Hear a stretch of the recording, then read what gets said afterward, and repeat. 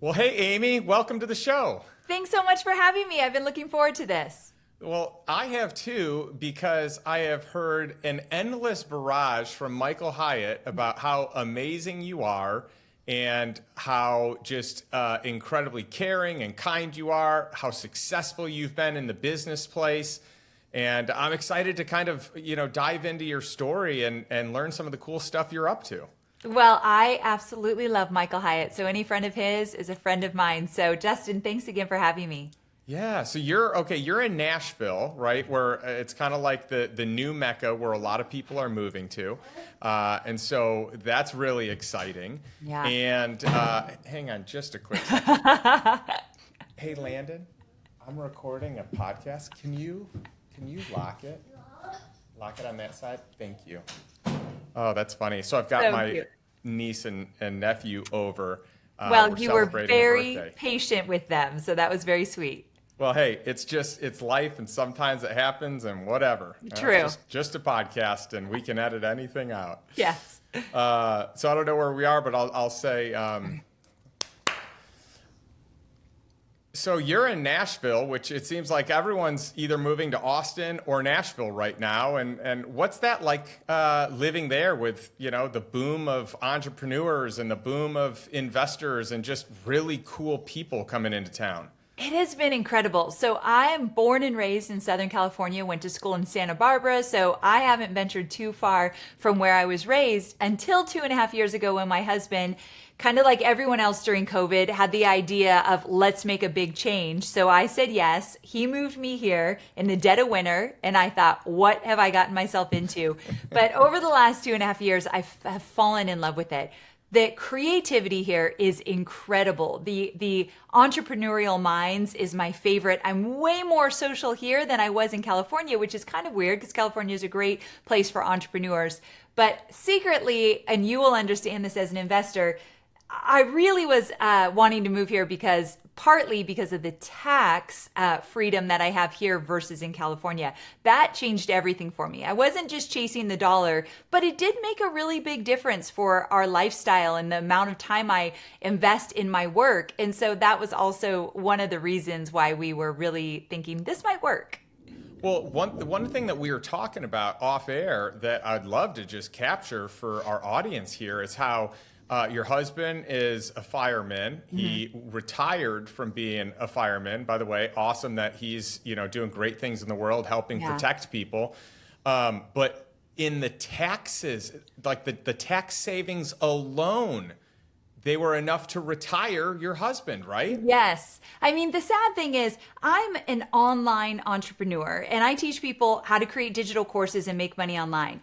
I make a whole lot more money than my sweet husband who saves lives every single day and puts his life in danger. It doesn't add up. It's very wonky for sure, but it's reality. And so if you look at just 1 year of tax savings based on what I make, it would probably cover 10 years of his salary. And so when we looked at that and we wanted to spend more time together, a firefighter's gone every 24 hours. The quality of life has improved just by him being home. It's my most favorite thing. So it really has been beneficial all the way around. Well, it's incredible that you can buy back his time that way with one simple move, with some unique tax strategy. I mean, it's funny that you're talking about this because this is what we do in the Lifestyle Investor Mastermind. We talk tax strategy. Today we did some estate planning.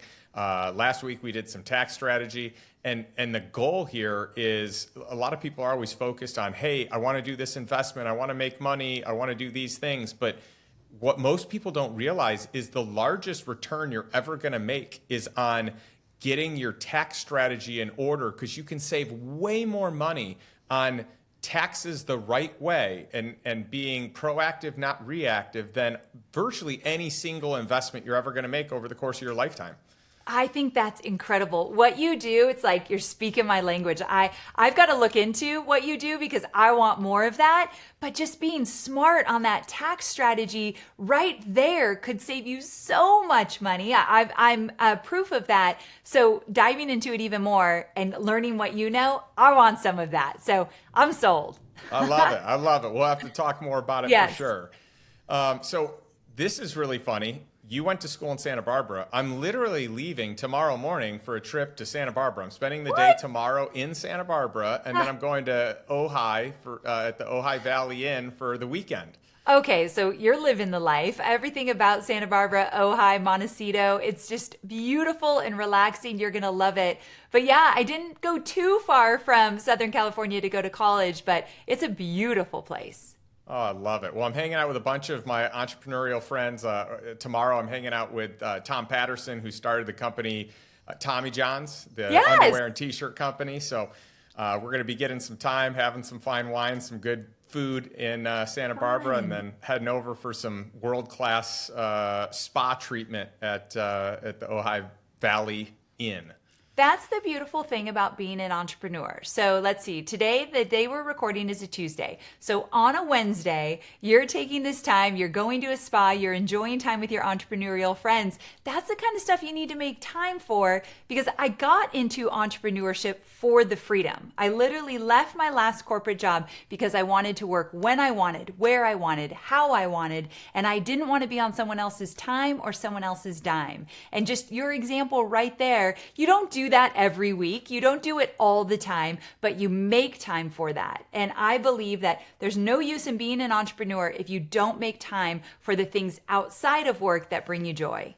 Yeah, I could not agree more. Total amen to that. And I want to get into your story. And this is why I'm so excited to have you on the show, Amy, because we're speaking the same language. My goal is to help people buy their time back. And I think most people have a hard time making that pivot, making that move when the financial piece isn't taken care of, because it's scary to leave the nest of what you know, the safety, the comfort, the security of like, you know that you do X output produces Y income, right? You have this level of comfort. There's this level of comfort in doing, like, knowing that you are good at, or at least know what the responsibilities are and how, what you need to do each day and each week. And so it's scary to leave. So I always tell people it's way easier if you can buy an asset that produces income that covers part of it, or many assets that produce enough income that you cover all of it. Then it becomes a no-brainer. But you don't have to wait till you own these assets. You can just make a clean dash for it like you did. And I'd love to hear your story. So when I always say I'm an ex-corporate girl turned accidental entrepreneur. I didn't grow up thinking I wanted to be my own boss. We didn't use the word entrepreneur in my household. My dad was a firefighter, funny enough, and my mom was a hairstylist, blue collar family to the bone. And so growing up, I just always thought I'd climb that corporate ladder, and I realized I was really good at it. I liked getting that paycheck every other week with health insurance. I liked doing a good job and getting rewarded for it and climbing the ladder, and all of that worked for me. And then I found myself working for Tony Robbins. And so for almost 7 years, I worked on the content that Tony does on stage, Unleash the Power Within, Date with Destiny. I got to travel the world with the team. I got to pitch and catch with Tony on content. It was an incredible job, and it paid well, and I was taken care of. And I found myself one day in a meeting where Tony had brought in a bunch of online business owners. They were all men. They sat around this big oak table, and Tony was getting more into the online space, selling his own digital courses. So he wanted to learn from the best of the best, which is what I love about Tony. He finds someone who's done it well, and he asks them, break it down for me. How did you do this? So that was that kind of meeting. I was humbly called into the meeting to take notes. I didn't even get invited to the main table. I was at a side table, and I was taking notes. And that meeting, I probably took the worst notes of my life, because Tony went around and said, tell me about your business. And as each of these gentlemen went around talking about their business, and if you're in the online space, you'll know some of the people, Frank Kern, Jeff Walker, Eben Pakin, Brendan Bouchard, big names. And I didn't know any of these men, but they went around and they talked about their businesses. And what I heard more than anything is freedom. They talked about spending time with their family, the time off, how they were creative, how they built their businesses. They talked about the money they made. And I thought, I don't know what these guys are doing, but I want a piece of this. And so it was in that moment, for the first time in my life, I realized I'm not free. I've never been free. I've always had a boss, and it's time for me to figure out how to do this. I was in my late 20s at the time. and I wanted it bad. And so it took me a good year from that date to figure out how I might go out and do my own thing. So about a year from that fateful meeting, I went out, quit my job, and started my own business. And essentially, I was doing social media for small businesses. I had dabbled with social media. I knew enough. I started to take clients. And I realized I hate taking clients. I didn't like working one-on-one, and I had built a business I hated. And I thought, I'm going to have to go back and grovel for my 9-to-5 job because this is miserable. And around the 2-year mark, I realized I got to choose a different business model or this is never going to work. So that's when I started to dabble with digital courses, creating digital courses and teaching marketing through courses and learning how to launch them.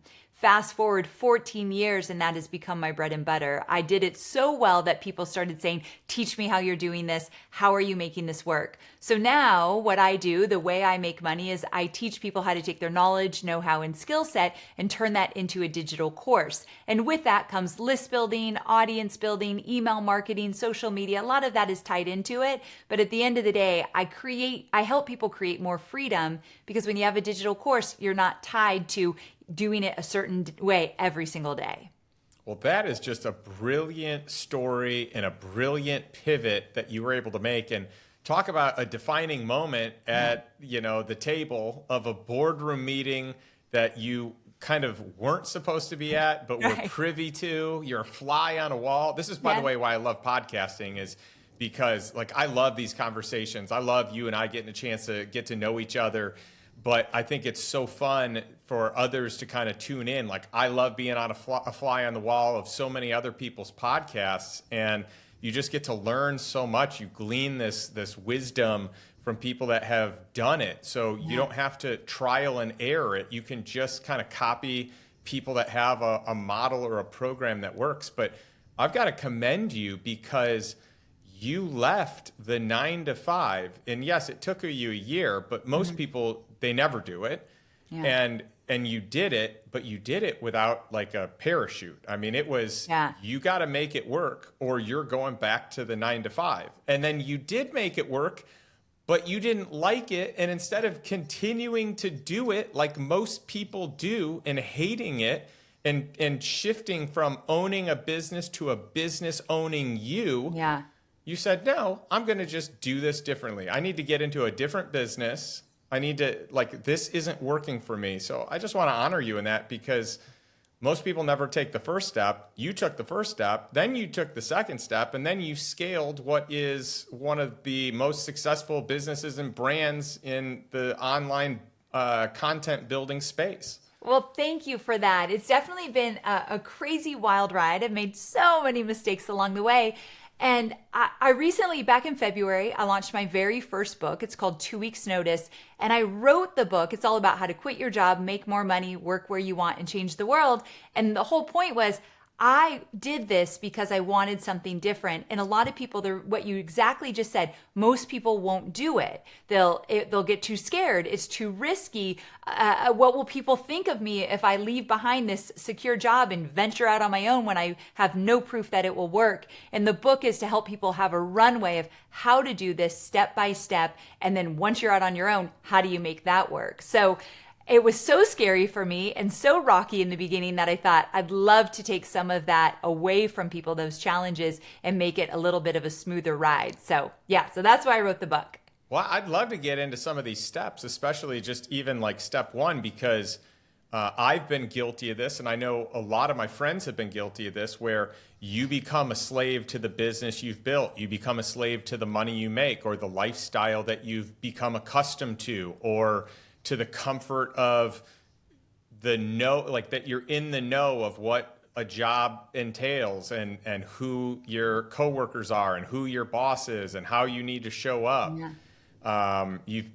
You have this safety that you can become a slave to of well, I worked this hard. I went to college for this degree, so I have to use it. Or I've been at this company for 10 years, 20 years, 30 years. I have to stay. I have to get my pension. I have to get this promotion. I mean, there's so many hooks, golden handcuffs that chain people to what they're doing, even though most people don't love what they do. Yes, it's so true. It's crazy. And I've found, by the way, when people have passive income, and this is why I'm such a big fan of it. When people have passive income, it makes it very clear, do I want to keep doing what I'm doing? People, I mean, it's like I'm staying, but I'm only working half the hours I was working because I actually love it. I thought I didn't love it, but I actually love it if I'm working just 20 hours a week. Yeah. Or I'm getting the heck out of here because I know what I'm built to do, or I want to explore and figure out what it is that I'm built to do.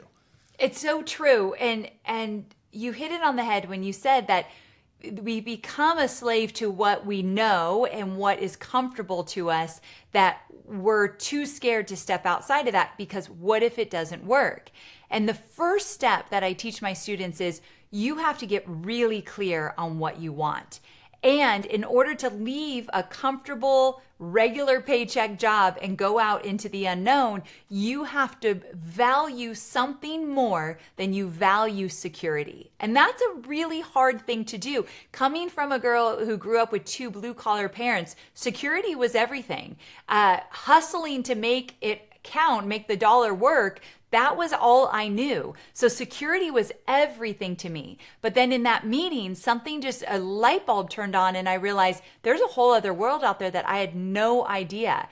And so in that moment and through the next year, I started to value freedom more than I valued security. And it didn't happen overnight. I read the books, I took the courses, I listened to the podcast, I surrounded myself with people who had done it. So it was a shift that I made over the next year to get the courage, not confidence. Courage comes first. Confidence is when you have a track record. I got the courage to actually leave that job and start something new. So the first step is to get clear on what you want and why you want it. And you have to value something important to you over the security of your job. But the second thing I teach my students is you've got to choose an exit date. Schedule it to make it real. That's something that I learned when I worked for Tony Robbins. Schedule it to make it real. So I chose an exit date. At that time, it was about 6 months till I was ready to do it. And it was in June. So from that day till June, it was going to be 6 months. I put the date on a Post-it note, put it on a mirror where I saw it every single day. And I asked myself, what do I need to do today to move me closer to that date? Because come hell or high water, I am leaving on that date and I got to figure this out. So let me give you an example. One of the things I did is I was watching people online, people doing things and building businesses like I wanted. And there was this one woman who had digital courses. She had a blog. Podcasts weren't even that big of a thing at the time. So she had a blog and she had clients and she had this beautiful website. And I thought, I want to have a business like that. So I sent her an email and I said, I know you don't know me, nor do you offer this, but can I pay you for an hour of your time to just talk to you about how you built your business? And she said yes. So at my lunch hour, the walls were thin at Tony Robbins, so I crawled underneath my desk. I didn't even have a cell phone. I got a landline. I took the cord under the desk and I asked her all the questions. How did you create your first digital course? What did it look like? Where did you get the money to then go into this? And how did you create a website? I was clueless, but she was generous with her time. Plus I was paying her, so I was putting something up front and I got so much value. To this day, she's still my friend and it was just a great experience. But again, I look at that date every day and I said, what do I need to do today to move me closer to that date? And I had to get courageous. I had to ask for things I wasn't comfortable asking for. I had to do things that I wanted to do. And another thing that I teach my students is I was careful who I told. Don't share your dreams with everybody because not everybody will understand. So that nosy coworker and you tell them, I want to quit my job and start my own business, they'll tell you all the reasons you shouldn't do it, even though they've never done it. So I was careful who I told because I was impressionable. And if I told one person that told me not to do it, I probably would have believed them. And so I told my husband, my best friend, and my mom who thinks I could land on the moon at any time. So people that truly believed in me, everyone else didn't get to know until weeks before I actually did it. Wow. What a great story. And you're so articulate. So what I love is, and by the way, I'm a huge Tony Robbins fan. I would say good. that I have such a debt of gratitude to Same. him because I went through all his programs. I went through the leadership program. I went through leadership training. And I really do believe that I would not be where I am in life today had I not learned what he talked about and actually implemented it. But the cool part is, and it's funny. Like, I don't know if he could be mad at this or if he should be like happy and honored, but you used his own stuff against him, I which is know. brilliant. I love it. It's like, hey, Tony, you told me it's not real till I scheduled it. So I scheduled it. It's so true. And I have to take my own medicine because I have a team of 20 full-time employees all across the US. We're all I was going to say nomad, virtual. We're all virtual. And I know that I will lose some employees to go out and do their own thing. I wrote a book about becoming an entrepreneur, quitting your job and becoming an entrepreneur. I teach it every single day. And so when I lose an employee, and I think I've probably lost one essentially to this, but when I lose more, I have to give them a big virtual hug, wish them well, and send them on their way because I did the exact same thing at Tony Robbins. And so I just have to be ready for that. And it's not easy for sure. And I will say, Tony was incredibly supportive when I left. Well, and that's the way you should do it. So when I had a company, so I basically started a company under the banner of another organization. And when it was my time to move on, it was so painful because they made it so difficult. They tried to just kind of like sabotage, or it was just, the best way to say it is it was one of the worst experiences and one of the most painful transitions or exits because they're so focused on what they're losing and so afraid of what they don't have. And it never made sense to me because anytime I've ever had someone in one of my organizations, like, yeah, I hope you stay with me, for as long as I'm in business. But I also am talking about financial freedom and going and living on your terms. So at whatever point in time you're ready to do that, I want to honor you in doing that. And even more so than that, I would like to invest in your business. Let me be your first investor.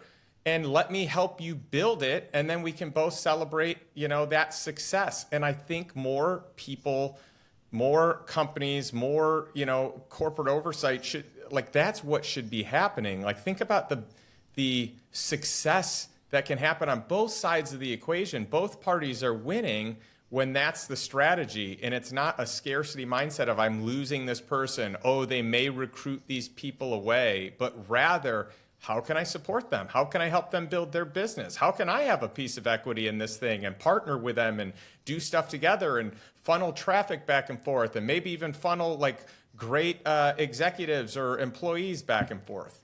I feel as though that's just the only way you can do it. Number one is great karma. And number two, imagine how someone would feel if that's how they transitioned out and how they would do that for other people. And so it's a real disappointment when I hear people quitting and getting the worst experience or having the worst experience. It's really unfortunate because it doesn't have to be that way. Yeah, no doubt. Absolutely no doubt. Well, it's been, it's always an adventure when you go and start your own business. And so you've given us a couple of tips on what are the next steps. And I'll ask a question at the end of our audience here today on what some of their next steps are going to be. That's actually how I end every podcast episode. I love that. But what I'd love to learn is walk us through what's going on with your business. Like you had the one business, you had to pivot, so you started this other one. It has turned out to be massively successful. Was that, nothing's an overnight success, but was that Right. pretty quick or did it take time?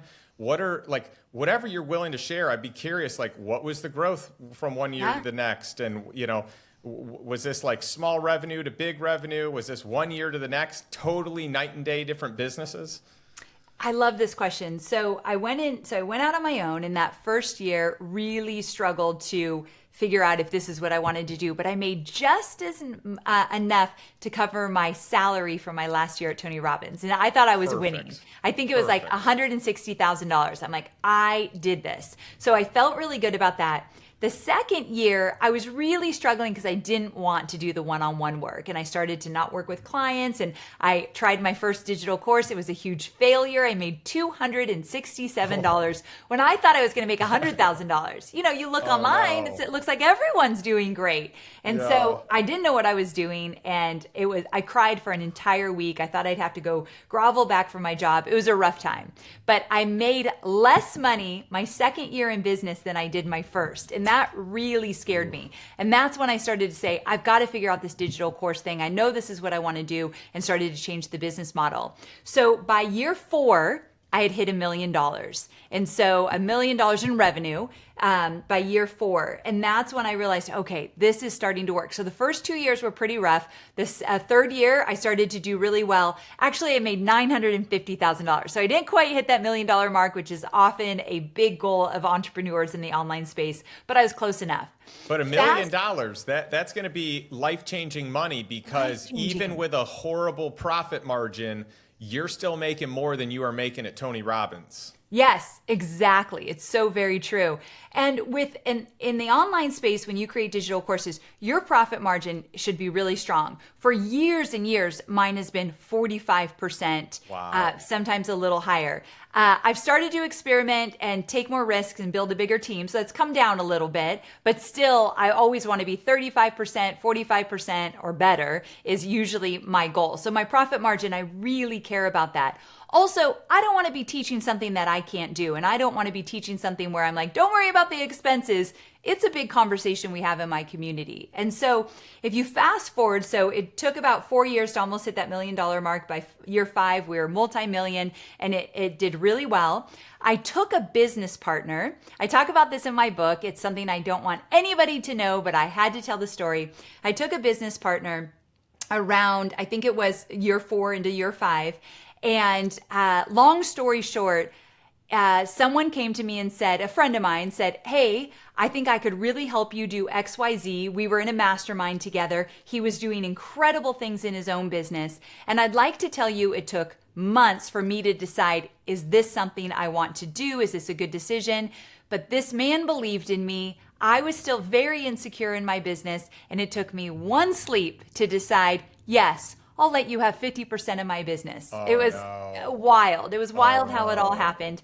And the very next day we started working together, and my business blew up. We became a multi-million-dollar business. We were doing incredible things. I was on the map. I was known for the person to help you create digital courses, and it was going great until it wasn't. I mean, you've been in business long enough to know that partnerships are great until they're not. And a lot of times they end up not doing well, meaning someone wants out and it kind of breaks up. And I wanted out, and it felt like a business divorce, and it was really, really rough. We didn't agree on how to get out. We didn't have a great operating agreement. So it was a hard time in my life. However, when I finally got out of it, I found my voice. I had kind of lost myself in that partnership. I kind of let him call the shots. He became the boss. Not his fault. It was all my fault in that sense. But I just was a shell of a human being by the end. So I got out of the partnership. I paid him out, and it was fair, and I felt good about it. Finally, it was really hard to get there. And I went from $5 million to, in 18 months, $16 million. Wow. And the reason why it was such a huge growth in that 18 months is because I finally said, I believe in myself. I'm going to make this work. Watch out, world. Here I come. And it took me many years to start believing in myself and get to that point. But when I did, everything started to explode. And so fast forward to today, the business is very healthy. And I'm unique in the sense that I don't do one-on-one consulting at all. I don't do group coaching or one-on-one coaching. I don't consult. I sell digital courses. I have 2 digital courses, one about list building, one about digital course creation and launching, and I have a membership. And so those are the 3 main ways I make money. And then I'm an affiliate for a few programs that I believe in and that I've used, but I will never create on my own, such as people ask me all the time, how do you have so much success with your membership? I don't want to create a course on memberships. I'm known for digital courses. I like to stay in my lane, but I promote somebody else's course that does that, and it does really well for us. And so I do some affiliate marketing, but that's all. I don't get paid to speak on stage. I don't really love doing that. And I don't have a lot of other ways to make money. I just know what works for me. I'm like a dog with a bone. I do well in a few areas, and I just go deep. Well, that's the way to do it. You know, become a specialist in the areas, find the niche, become a specialist. But for those who are listening, I think this is such valuable information here. And this is why I love podcasts, because you can learn this lesson without going through a business breakup. So I also Yes. had business breakups. And the statistics are that it's darn near 100% of business partnerships break up. Okay, I'm so glad you said that, because I'm thinking it has to be high. It is incredibly high. So they almost always fail at some point, right? So it's not 100%. There are some anomalies out there, but it almost always ends. I mean, you could say 100% of them fail because at some point everyone dies, right? But like in all seriousness, like most of them break up. And so I have a very wise attorney that, and I think it's always smart to have like your primary attorney be a bankruptcy attorney, because they pay attention to how things end up at the end, so Smart. they can craft it the right way at the beginning. And so if you know that there's going to be a breakup, or the odds are really good there's going to be a breakup, then you can create amicable solutions and situations right at the beginning that everyone can agree to. It's fair, and then often in that breakup, it's not as contentious, and so hopefully you can salvage the friendship, because most of the time it's friends getting together, partnering, it doesn't work, and then the friendship is just ruined. Yeah, and that's what happened to us. We are not friends. I don't speak poorly about him, and he doesn't speak poorly about me, but it was too rough. It was a whole year of just battling it out because we couldn't agree, and it was just hard to be friends afterwards. I think we're just like, let's give each other the space. And that breaks my heart, because at one time, we were amazing together. And so you're right. If you have the end in mind before you start a partnership and have someone really good in place, I had no guidance, have someone in place to work out all the agreements to make sure it's very clear. If we end this, we know exactly how it ends. That is a beautiful thing. But I did not have any of that. So lesson learned. And here's the crazy thing, Justin, I wouldn't trade it for the world. If you told me if you could take that partnership away and never have it, I would say, no, I have to go through that. It made me the person I am today, but dang, that was hard. Oh yeah, I've had a couple, one primarily that was pretty rough, and it has made me so much wiser, so much better, so much like more skilled and versed on operating agreements. You just learn so much. And by the way, another thing that everyone should consider if you're going to bring on a partner to your own business, which sometimes that makes sense. Like sometimes you want a capital partner, or sometimes they have a strategic gift that is just great for the business. They're an expert in something. And this is where you can have that magic of 1 + 1 = 5. Right. And sometimes it is worth it. But, have a vesting schedule, have it, a very common vesting schedule where they get, 25% of whatever the amount of equity is over 4 years. And so they never go straight to 50-50. And then something else I learned the hard way, like you did, but I'm glad that I learned it. I'm glad I went through it, is that you don't want to give up control. So even if their equity is split in a way, like to me, I'm less concerned about who owns what percent. That doesn't matter. What I care about is who has control in the operating agreement, because I want to have the ability to make the decisions that I think are best for the businesses that, I own, or that I have primarily owned, or that I'm taking a really big risk on, but I have the expertise to run it, scale it, pivot it, so on and so forth. Oh, so smart. Where were you when I was getting into all of this? Oh, man. Well, sometimes you get to learn these lessons on your own, and sometimes you get to learn them vicariously through others. And so true. I'm glad that I learned this one on my own, but I'm also glad that I'm way better at learning them vicariously through others today. Same. Oh, that's so good. So, like you just talked about this, but just for clarity's sake, what would you say you're best in class at, so that our audience can seek you out for these things?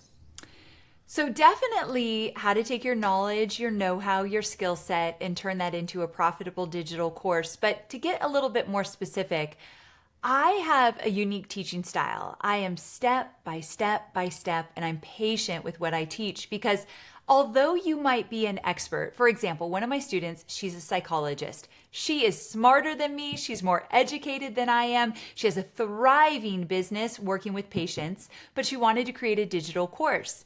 And she doesn't know about webinar conversions or how to go from teaching content to selling content like that in a webinar. She doesn't know about email conversion rates and how to sell on a sales page. That was not part of her profession. And so I always teach from a place of, I don't expect you to know this, so let me explain it to you and let me virtually hold your hand. And I think that's very refreshing to a lot of people that when this world is new to them. And so I not only teach you how to create a course, I teach you how to teach what you know. That's something that it doesn't come easy to all of us. And then how to market it, how to do webinars, how to do email marketing, how to sell online. And so that's my specialty. I think if someone said, what is Amy best known for? I'd say webinars. I do webinars well. I've done thousands of them and I know how to teach them. And so that's one of my extra special things. So webinars, but you also help build out an online course. Yes. Right? Yes. So, and I think that's useful because most people don't realize the gold that they hold in their mind, that if you could just extrapolate it from your mind, like people will pay for this information. You know, like for me, I love the how-to guide, right? Like there are a lot of people that are visionaries and they can talk high level and this is, you know, and we need those in the business place. But when you're about to embark on a new journey, I want a step-by-step roadmap of exactly what to do to create some certainty, to take the, you know, the scary uncertainty out of it. And especially if you've never built a course before, what a great way to do it. So anytime I do something new, my goal is to find a blueprint. Who's done it before?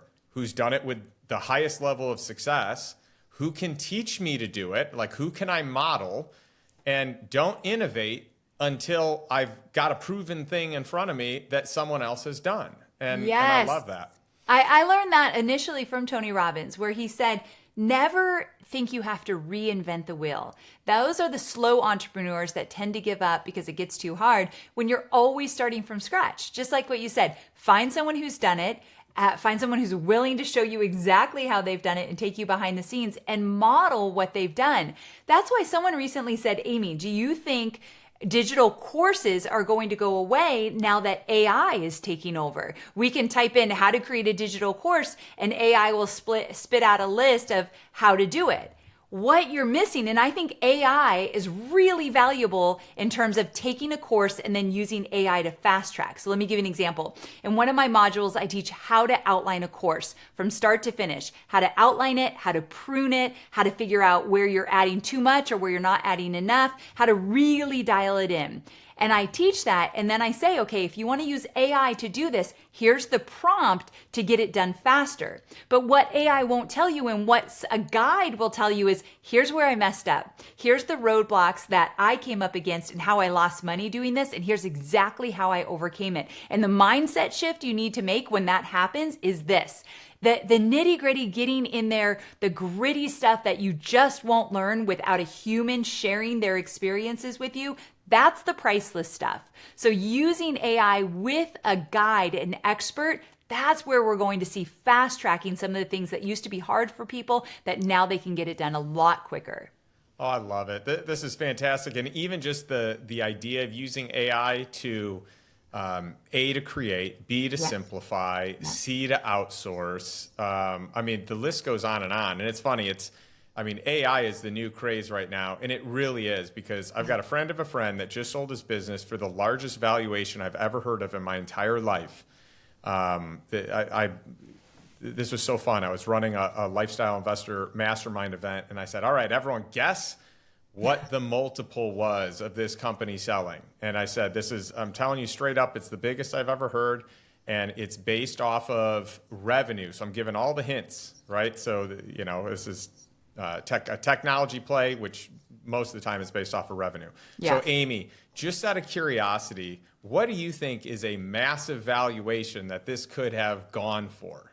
Well, I mean, the largest I've ever heard from someone I actually know is 10 times. And I thought that was huge. And they made hundreds of millions of dollars. So was it more than 10 times? Oh, yeah. So what? That's unheard of. Yeah. You've got a bunch of industries that, like marketplaces, tend to be pretty big on the MRR, kind of like your current run rate, but on, you'll kind of take what are you at that month and draw it out for the year, and then that's your multiple on revenue. Service businesses are going to be on EBITDA or some variation of profit. But you have some, like marketplaces sometimes will sell in that like 15 to 20, maybe even 25x revenue. You've got other SaaS companies, depending on what the technology is, that could get up there. You've got franchisors, so on the Zor side, not on the franchisee side, where you own enough volume, and then you can get to that higher number. RIA roll-ups, anytime you get enough of a profitable business that private equity likes, I mean, we're talking about pretty big numbers, but those are based on EBITDA. But again, portfolio effect can get these things big.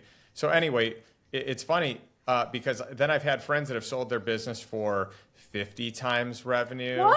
75 I'm times very revenue. clueless on selling businesses. I had no idea it can get that high. Oh yeah. So this business was an AI business, and he sold it this year. It's been hard to raise money this year, for 300 times revenue. I have never heard of such a thing. I'm here stuck in 10 times thinking that's a lot. What are you talking about?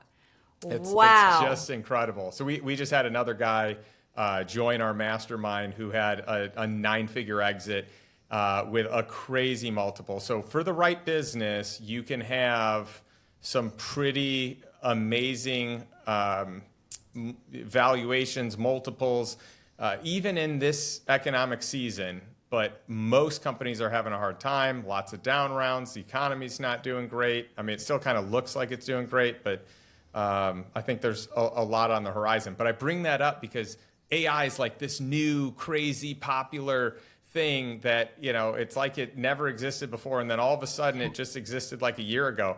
But this has been the technology of the future. I've been investing in this for like 5 to 7 years. So good point. It's like the goal is, and by the way, yes, now is still a good time to get into it. But what's the next thing that is AI that you can get in on early? And we're still early on AI, but what's the next thing? Like the trends, right? We're about to have the largest wealth transfer in the history of humanity, with somewhere in the vicinity of $100 trillion transferring from baby boomers to millennials. So how do millennials like to shop? What do they spend their money on? What are their buying habits? So what's the next thing? And by the way, probably a lot of your market is millennials. You probably have a lot of millennial customers. You probably have a lot of data that you can look into as to like how they spend time and what they value. And so I do think, as I talk about important things to me, criteria in evaluating deals, it's figuring out what's the next big thing before it's big. Trend spotting, invisible deals. Absolutely. That's incredible. I love that story. So very fun. Well, here's the deal. I've had so much fun talking to you. I feel like we could talk for hours and hours and hours. I want to make sure that I'm respecting your time, but this has been just a great crash course on how to step away from something that you potentially don't love and move into the direction of something that you will love, you could love, you'll probably love much more than whatever it is that you're doing now if you're not feeling fulfilled and satisfied. And life is short. And I just really believe it makes a lot of sense to buy your time back as soon as you can, to spend it with those you love the most, and to spend the time doing the things that really fill you up and give you some sense of, passion or fulfillment. And so you're guiding people on this path, and I appreciate that so much. Well, thank you. Yeah. Where's the best place for people to find you? Well, if you love podcasts, like you love this one, I have a podcast called Online Marketing Made Easy, and it's a top marketing podcast. I've had it for many years. I have 600 episodes coming up. So if you're looking for advice on email list building and entrepreneurship and digital course creation, all of that kind of stuff, I cover it all. Well, that's fun. And by the way, we should talk more because I'm building out another digital course. So maybe there's something that we could do together. Yes. I've built a few. And, one of the things, in fact, those of you that are tuning in, let me know what you think about this. But I'm planning to build a tax strategy course.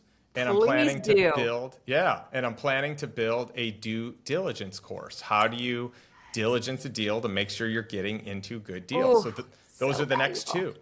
So yeah, maybe we Valuable. need to collaborate, Amy. I know, definitely. And I just need to get in your world. I love everything you teach. You're speaking my language, friend. So I'm really excited to explore what you have to offer. Well, wonderful. Well, thanks so much for coming on the show. And I love ending every episode we do with a simple question that is geared to you, the listener, or you who are watching. And that's this.